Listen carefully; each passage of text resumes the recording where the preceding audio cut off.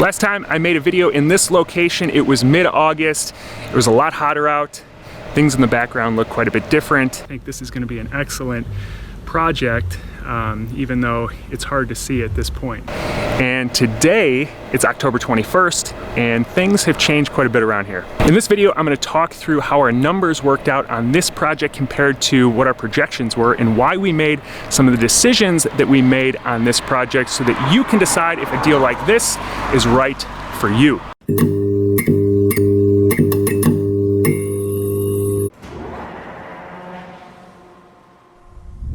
All right, so as we walk around the back of the house, which is actually probably the biggest transformation on this whole project, I want to talk through the why, the decision making behind why we did the things that we did on this project, why we made the decisions that we made when it came to the rehab. And it's really important before you start a project like this to understand how it's going to be used, you know, as a rental property, or what your exit strategy is going to be. So this particular property is going to be a vacation rental property. So we went into it thinking through the lens of, if I was going on vacation, what are the features that I would want to make sure exist in a rental property or in a vacation home that I'm going to rent, and how can we put as many of those features in this property as possible for the least expense, or in the most efficient way possible. So some of those features are, you know, a nice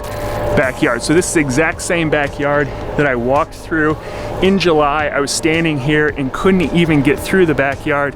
What we found was there was a pool that was hidden here that we didn't even know about. It was covered up. I mean, it was literally a jungle back here. In the backyard, we found 5 sheds. We ended up taking about 25 loads to the dump in our dump truck, and there was just a ton of overgrowth and trash back here. And so we cleared it all out, paid somebody to come in and do the initial clear out. Then I couldn't find a landscaper, you know, to take on really like the detailed landscaping, which was the hard part. You know, it wasn't that difficult. It was like a half day to clear out the place, but then you've just got piles of trash and you've got tons of roots and stuff to work through. So finally, after asking a whole bunch of landscapers and them saying, I'll get to it next spring, I'm booked up, and nobody really wanted to take on a project that was this much work, I said, screw it, we're gonna do it ourselves. And so a buddy of mine has a ditch witch, and so I got him to come out with his ditch witch. And we spent 4 days out here. My dad came out, a couple of other guys came out, and we just went to town, and we got through the whole thing and buried all the old roots, got them all removed, took all the trash to the dump, and got all the seed planted. And what we found was, right here, we found a patio that we didn't even know existed. This was buried 1.5 feet underground, and it's a beautiful patio. And so we just uncovered it, and we built a few stairs here from the deck, and now this is going to be a beautiful feature that people can use. They can have bonfires out here when they're on vacation. And so the key is to use as much of this type of stuff as you possibly can, stuff that's already existing, so that you don't have to reinvent the wheel and you know, pay for all brand new stuff. So another feature right here is the hot tub. You don't see the hot tub? Yeah, so the hot tub's not here yet, but it's gonna be here.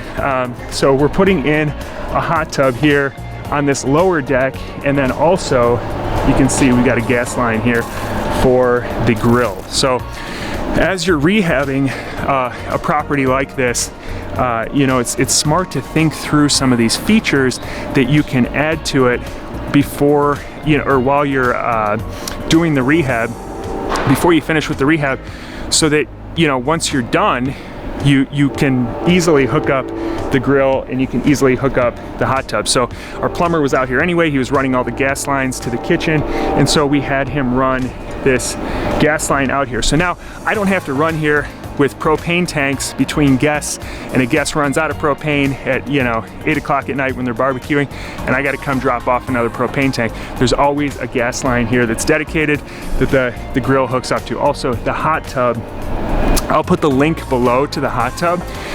But it ended up costing us $3,900 off of Wayfair. Is the cheapest place I could find. My assistant Heather did a ton of research, and unfortunately because of COVID they shut down all of the hot tub production, and so everybody's out of hot tubs, and the local places that have them are jacking the prices way up. So found this one on Wayfair for $3,900, and it appears to be, it's got great reviews, appears to be a good hot tub. And you know what that's going to do for us, you know, in a typical long-term rental, you're obviously not going to put in a hot tub, but in one like this, you know, a $3,900 investment, that's going to get a lot more winter bookings because this is pretty seasonal. You know, we got the beach close by, and so when you get these winter bookings, that makes a big difference in your numbers. And so if we can get 5 extra bookings just in the winter from having a hot tub, that's going to relate to probably about $10,000 total. So if you do the math, if the hot tub lasts us for the next 10 years, that's $100,000 we're bringing in as a result of paying $3,900 up front for a hot tub. So thinking through these, you know, details that you can add in when you're doing the rehab is key. So let's walk inside and talk about some of the decisions that we made on the inside of the property.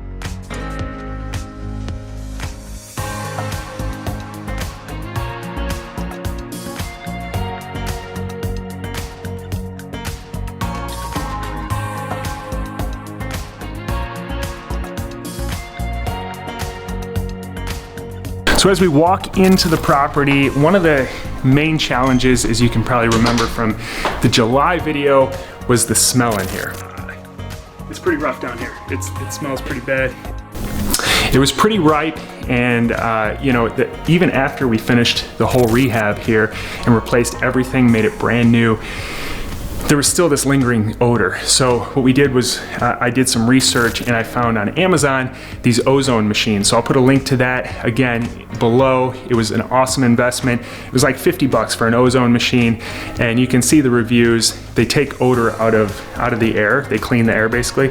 We also did these activated charcoal bags. I don't know if you can see it over there, but we've got these activated charcoal bags around. So that pretty much eliminated the smell, which was one of the big challenges here, because that was what was turning off most of the buyers here. So this is now the basement area for this project. And you know, I didn't give a lot of credit to split levels before, but split levels are incredible in terms of use of space. It's just super efficient. So what we did here was we turned this property into a 5-bedroom, 2 full bath property. So here's a bedroom over here down below. Here's another bedroom over here down below.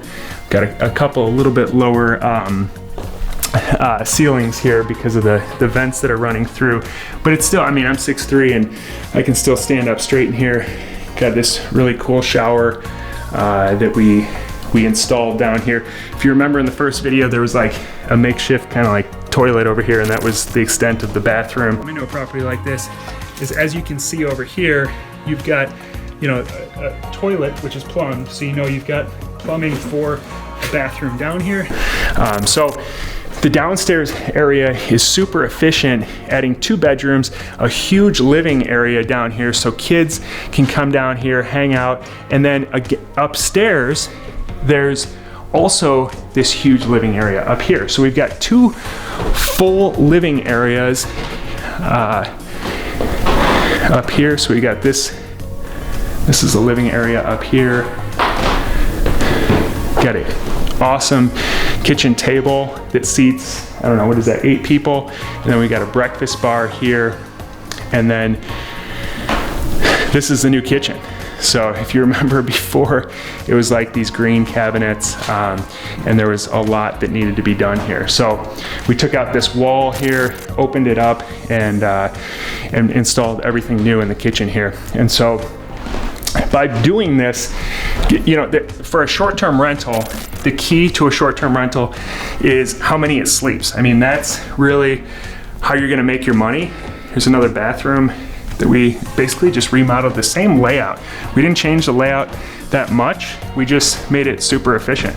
And so, you know, a short-term rental it's going to be the price point is going to be dictated on how many it sleeps. So having a 5-bedroom, 2 full baths with 2 large living areas, the main people who are going to rent a place like this, it's going to probably be a couple of families, or it's going to be a large family. So they're going to want to have the 2 full baths. They're going to want to have 2 living areas where the kids can hang out and the adults can hang out. They're going to want to make sure they've got plenty of room to have big meals, and then you've got the outdoor space as well in the backyard here, like we just talked about, and got a nice yard out there too. And then this is also close to the beach. It's close to town for all the amenities. So there's a lot that we were able to incorporate into this project. Sometimes you can't incorporate everything. So we're not right on the beach, but we're paying 1/10 of what it would have cost us to buy a property on the beach, and you still have all the features and all the amenities that you would have. You just have to walk, 2 blocks to the beach. So, and the rent isn't going to be 1/10 of the rent, that's for sure. It's not even going to be half. It's going to be more than half of what we would get if we had a property right on the beach. So the price to rent ratio is much better buying a few blocks away from the beach. So let's go into this. So speaking of numbers, let's go into the numbers. We can see how this deal did compared to what we projected initially. So as a huge nerd, of course, I'm going to talk about the numbers and specifically how we did in actuality compared to what our projections were when we first started. So if you can recall, we bought this property for $75,000. And we initially anticipated, I think it was about $80,000 is what we were planning to put into it. So how did we turn out? In true rehabber fashion, of course, we went over budget, and it was about $89,000 for this entire rehab. So our all-in cost on this project between the purchase and the rehab was $164,000. And there's something that wasn't super obvious to me when I first started renovating short-term rentals, and that was how much all the extras were gonna cost me when it came to rehabbing the project. So we do a lot of things in a short-term rental, especially when it's a little bit higher end short-term rental, that you wouldn't necessarily do in a long-term rental, like the hot tub and the grill, and we're building a fence around the entire property to separate, to have some separation from the neighbors. We've got the patio down there and the fire pit, and then obviously all the furnishings inside. And so those things are all extra costs that you wouldn't have on a long-term rental. And so I get so used to doing flips and long-term rentals, and short-term rentals is a new strategy to me over the last year or so. And so you really got to think through these extra costs and add those into your rehab right up front. So what does an $164,000 all-in cost mean? It's pretty much meaningless. I mean, that could be a good deal, that could be a bad deal. So how do you determine if that makes sense for this project? Well, it's all based, again, on those sold comps. I talked about this in the first video, but you really got to look at the sold comps right in this area to determine, once you're done with the project, how much equity you think you're going to have. That's your profit. And so there's 2 comps right on the street. One sold for $220 just over a year ago. One sold for $237. More recently, the market's definitely been trending in the right direction. And these are great comps, less than a half block away. And so we feel like we did really well on this project from an equity standpoint, because you always, when you're doing a rehab, the only reason you would rehab a house is to build in equity. Otherwise, you would just buy a turnkey property at the market rate, and you wouldn't have any equity in it, and you wouldn't go through the last 3 months or 4 months that we went through of rehabbing a property. So that's from an equity standpoint, from the rehab standpoint. Now, from a cash flow standpoint, what does this look like? And it's pretty incredible when it comes to this type of property on Airbnb, what you can get. So we just listed this property just a few days ago, and we've got 2 bookings so far. And so we're in the off season right now. So it's a tough sell, especially because the hot tub isn't out there yet, and that's a big draw in the winter months here in Northwest Indiana. But even so, in the off season without the hot tub, we have it listed around $250 per night as our base rate. And so if you think about that, that's in the off season. I think we may have to drop it down a little bit as we get into January through March. But then April through October, November is really when it should be booked out pretty much regularly. And when we get into really the solid summer months, the June, July, August months when people are vacationing, then the price point is much higher than that. So we're going to pay off this property or be able to pay back the entire cost of this property within just a few short years based on that type of rental rate. And so that's why these short-term rentals are super attractive. And so now we've got this beautifully brand new rehabbed property with a ton of equity in it, and we've got a rent rate that's probably about 5 times to 6 times what it would rent for if we did it on as a long-term rental in this exact same location. One of the other cool aspects of doing the short-term rental business is that you're able to enjoy it yourself. So this past weekend, just a couple days ago, I had my 39th birthday, and we celebrated it right here in what we've labeled this house as Big Blue. And so all my family came out, and a lot of the family is investors in this property. And so they came out, they got to stay in their investment, experience it, be my guinea pig so they could find out all the little details that we need to change before the first actual guests arrive. And we had a great time celebrating my birthday here. And so we got to experience what the guests are going to experience as well. So you should enjoy this business as well. You're hosting people who are on vacation, they're having a great time, and so it's a really enjoyable type of business in addition to being super profitable. So hopefully seeing a project like this from the time when I'm standing out in front wondering if I made a huge mistake to now the final reveal has inspired you to go out and find a project just like this for yourself, because with just a handful of projects like this, a handful of properties like this that produce the type of income that this can produce, that's financial freedom. And that's what this channel is all about. So hit the subscribe button, hit the little notification bell next to it. Also join the Living Off Rentals Facebook group. It's an awesome community over at Facebook. There's some really great people that hang out there. And in the meantime, you can check out one of the videos that just popped up to my right here. There's 2 videos, and you can continue your real estate investing education. I'll see you in the next video.